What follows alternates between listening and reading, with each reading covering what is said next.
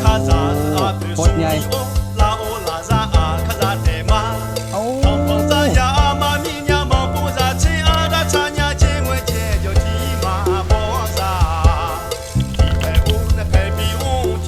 นี่เห็นปะมาเก็บมือวานมือซื้นพอดีแมนเลย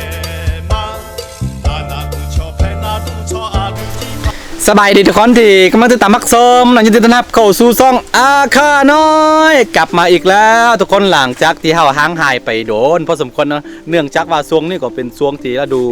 เกี่ยวข้าวเกี่ยวน้ำเนาะส่วนเราก็จะเกี่ยวข้าวไฮมันยังอยู่ดอยนะทุกคนก็เลยว่าบกข่อยมีเวลาได้เฮ็ดคลิปกันมื้อนี้เอาสิ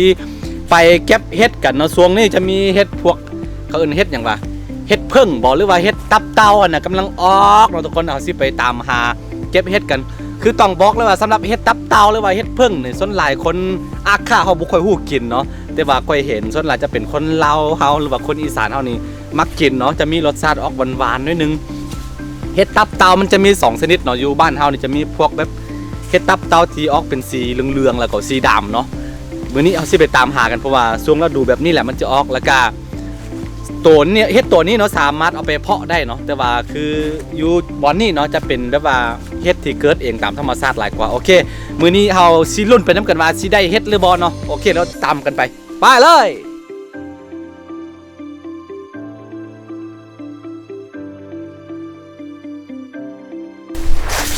ต้องบอกเลยว่าอยู่พี่เนาะเริ่มหนาวเลยเด้อทุกคนเด้อรู้สึกว่าตอนเช้าๆแบบตอนเช้าๆตื่นมาเนี่ยโอ้โหบ่ต้องบอกเลยนะความหนาวเนาะแล้วก็ลมแห้งพอสมควรลมแห้งเฮ็ดให้หน้าหนาวเข้ามาเต็มที่เนาะทุกคนเนาะเริ่มหนาวเลยเด้อยุดดอยเด้อ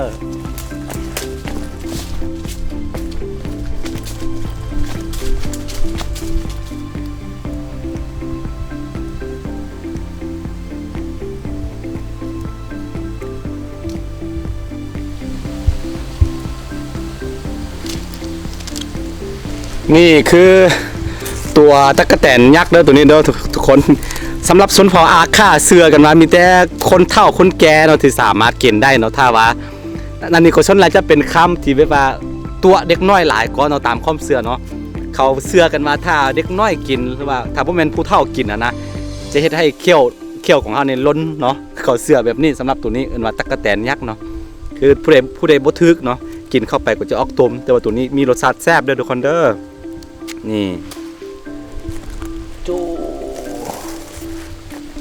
โอเคนี่คือ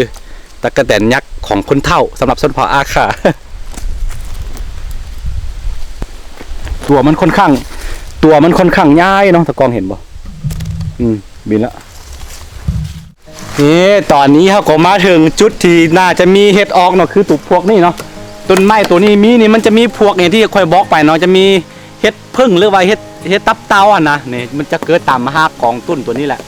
บู๊ว่าต้นเวลามันเป็นมากมันแบบนี้เนาะนี่เห็นบ่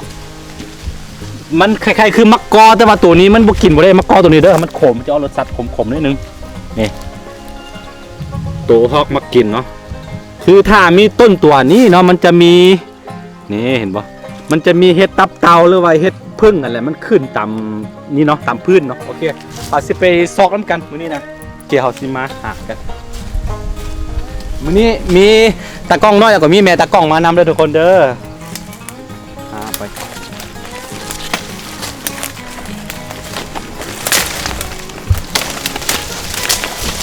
เริ่มหนาวเลยเด้อพี่น้องเด้อหนาวลมพัดแห้ง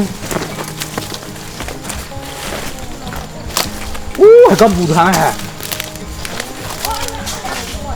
โอ้นี่มันบูดทุกคนมันบูดมันเน่าผู้แม่บูดมันเน่าหมดแล้วโ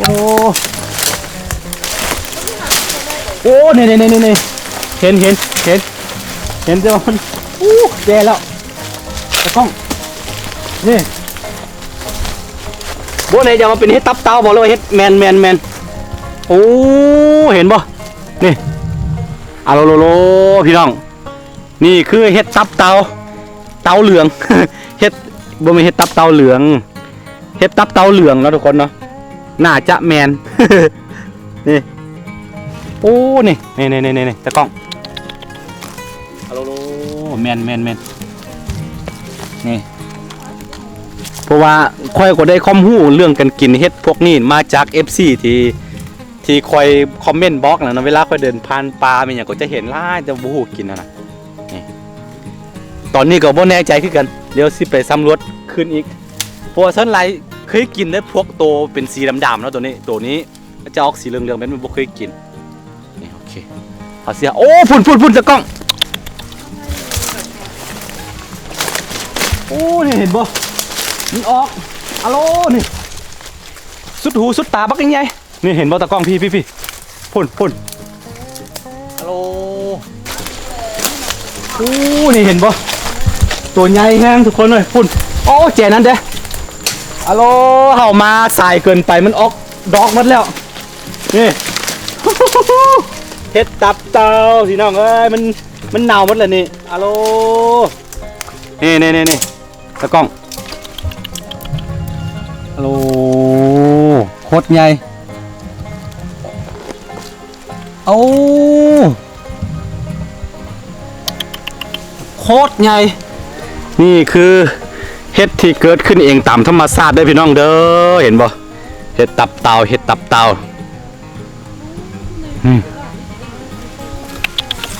มีหลายแห้งพอสมควรนี่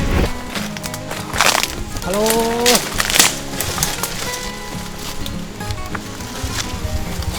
เห็นบ่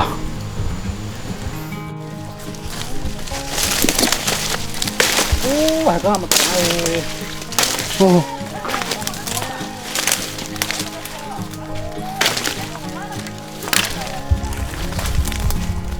อะโลพี่น้องเอ้ยมันหนาวไปหมดเอามาใส่กันเป็นถ้าเอามามื้อวานมื้อซื้อนี่พอดีแมนเลย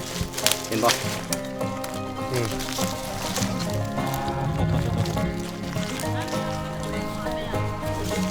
นี่หนาวมัดมันหนาวมัดพี่น้องนี่ตุกพวกกินมัดนะดอกเดียวนี่สิฮอตโลก็มีนี่ทุกคนเห็นบ่ เห็ดตับเต่า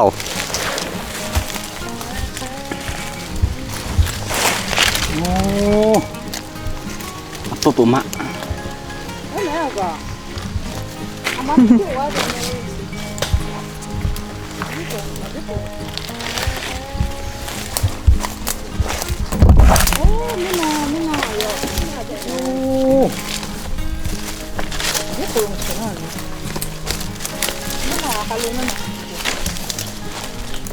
พี่น้องเอ้ยนี่เขาชิเก็บกล่องไว้เขาลืมเอาเปล่ามาอีกเนาะเปล่าเขาใส่บ่อรถแล้วก็ลืมเอามานะบ่มีบอลใส่เขาต้องใส่ถุงนี่ฮัลโหลนี่เห็นปะมาเก็บมือวานมือซื้นพอดีแมนเลยนี่อู้นี่ตะกล้องเห็นปะเห็ดตับเต่า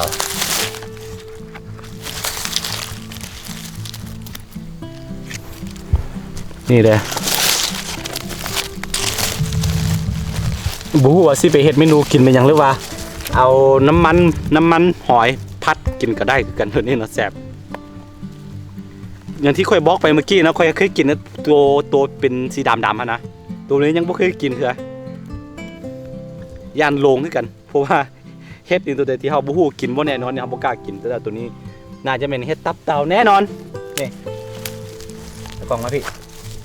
ขอเบิ้งความสวยงามของมัน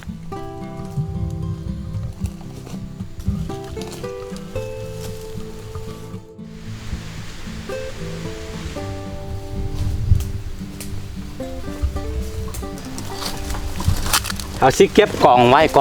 แล้วเดี๋ยวซิมาใส่ที่เดียวนะว่าซิได้จักโลเนาะบางที่นี่ตัวเดียวคือเฮ็ดดอกเดียวแบบนี้มันซิฮอตโลก็มีเนาะมันหนักคือตัวนี้ก็มีอยู่ค่อนข้าง 3-4 กรัมโอเคกล่องไว้พี่เอาซิเก็บไปเรื่อยๆเนาะเอาถุงปากก่อน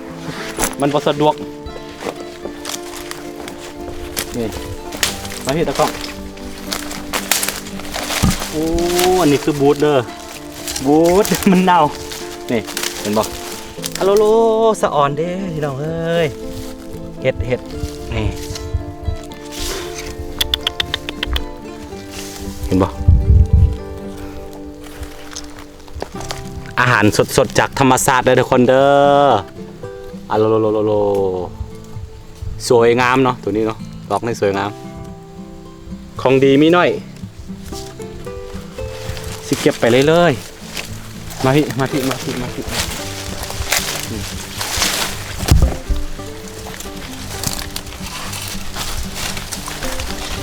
โอ้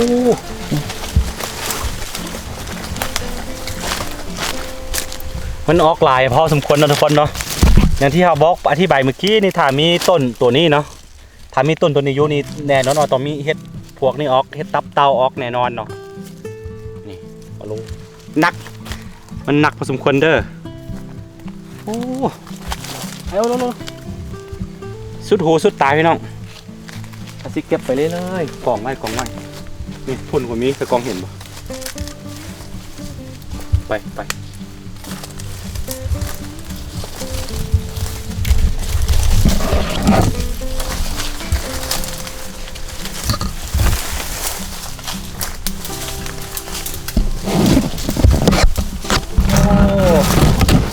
พี่น้อง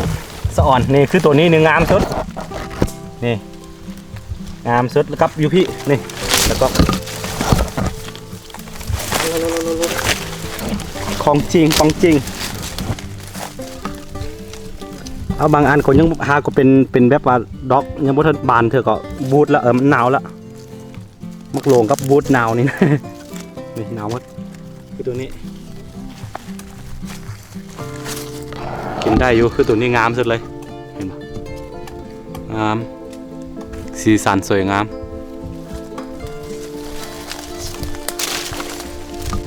โอเคทุกคนหลังจากที่เราใส่เวลาไปประมาณ15 นาทีเนาะครับก็ได้หลายพอสมควรเนาะนี่ต่อไปก็สิฮอดฤดูเก็บมักเมนอย่างก่อยุปลานี่พวกมักกอแต่ว่าตัวนี้บ่แม่นมักกอเด้ออยู่ในตระกูลเดียวกันแต่ว่าตัวนี้กินบ่ได้เนาะตัวนี้มันจะออกลกๆมีก็รสชาติขมๆนิดนึงเนาะเขาเรียกว่าเฮาสิบ่กินมีแต่พวกกระรอกมันยังกินเนาะมักกินตัวนี้นะโอเควันนี้เฮาสิไปเฮ็ดเมนูยังกินเนาะนี่สวยงามเฮ็ดตับเต่าโอ้สุดยอดเลยพี่น้องก้านของมันจะออกแดงๆแบบนี้เห็นป่ะเบิ่งมาคือเห็ดแดง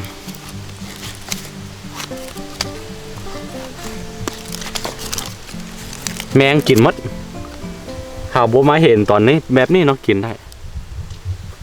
สลัดแมงที่กินนี่ก้านแดงๆไว้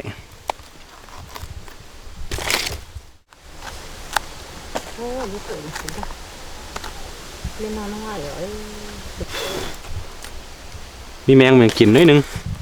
เมื่อวานกันเนาะตัวเด็กกินแล้วจึงเอาไปกลับไปฮอดบ้านแล้วจึงไปใจเอาอีกที่นึงเนาะตอนนี้เราก็เอาไปก่อนนี่อาหารบ้านๆของเขาแมงกินหมดเลย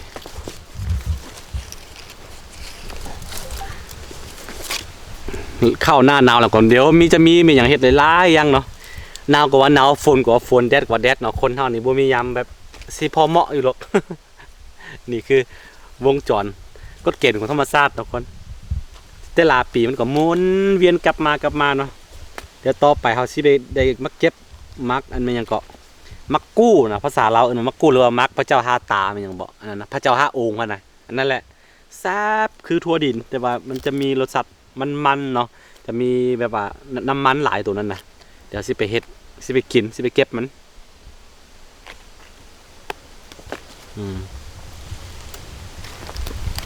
Fizemos para ir a menor, você não ó.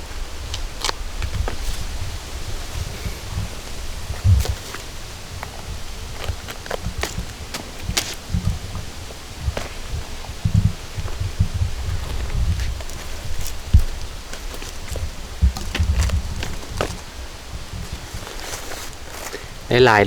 ย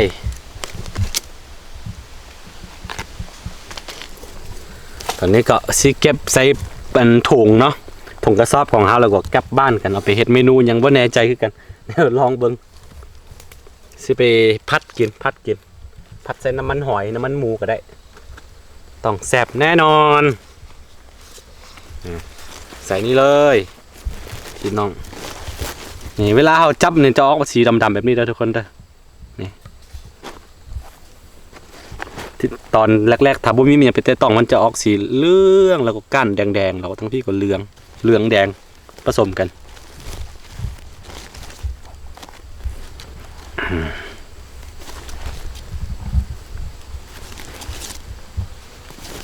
นี่คือเทวดาประทานมาให้เนาะ อาหารสดๆจากธรรมชาติเด้อมันจะมีความแซ่บมีกลิ่นอายของความเป็นเฮ็ด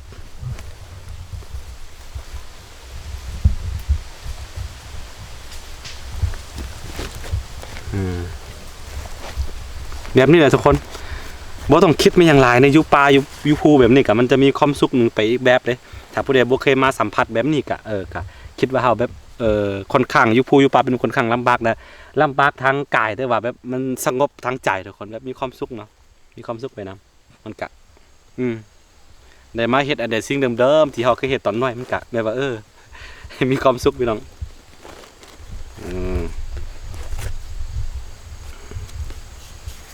โอเคทุกคนเนาะสิกลับบ้านกันเนาะถ้าใครมักคลิปแบบบ้านๆแบบนี้ก็อย่าลืมเนาะกดไลค์กดติดตามไว้เนาะเผื่อว่าเวลาค่อยลงคลิปเราจะได้เห็นคนไผเนาะแล้วก็อย่าลืม FC ทันใดที่เข้ามาใหม่ก็อย่าลืมกดติดตามเนาะเพราะว่าเบิ่งจากสถิติแล้วคนที่ติดตามมีเพียงแต่27%เนาะเหลือนั้นประมาณ70กว่า%เนาะมีแต่เบิ่งฟรีบ่ได้ติดตามเนาะถ้าบ่เป็นการรบกวนเกินไปก็กรุณากดติดตามให้ได้เนาะบ่เป็นหยังบ่เบิ่งก็บ่เป็นหยังติดตามทีมไว้เนาะโอเคเดี๋ยวเจอกันในคลิปหน้าเนาะสำหรับคลิปนี้ไปก่อนพี่น้องสบายดี